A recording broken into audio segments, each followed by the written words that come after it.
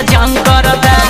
करेला नला जाऊ तो खोल देला राजी अरे बोली देला सबका सोझो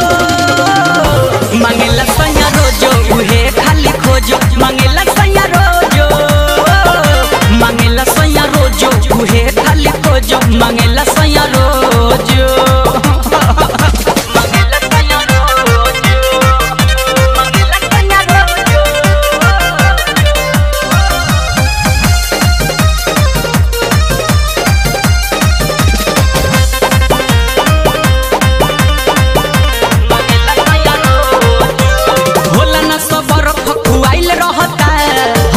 मिजाजे अगुताइल रहता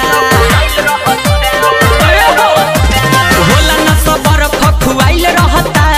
हमरो मिजाजे अगुताइल रहता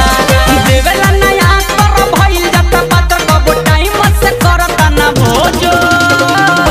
मांगेला सैया रोजो उहे खाली खोजो मांगेला सैया रोजो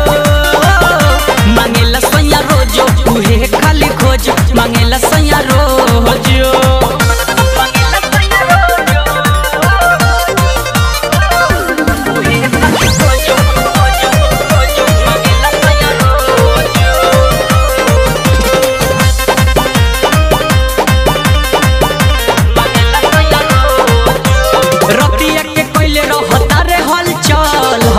बलम चंदन चंचल अरे का कही रे सखी रतिया के कोइले रहता रे हलचल हमारो बलम चंदन चंचल रमेश रसीला सुन कई देले लीला अरे कहले कि एक बार हो जो मांगेला सैया रोजो उहे खाली खोजो मांगेला सैया रोजो मांगेला सैया रोजो उहे खाली खोजो मांगेला सैया रोजो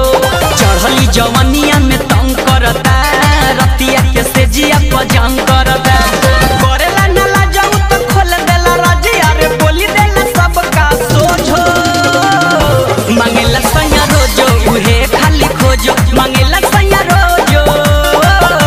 मांगेला सैया रोजो उहे खाली खोजो मांगेला सैया रोजो गणासी से कटाई।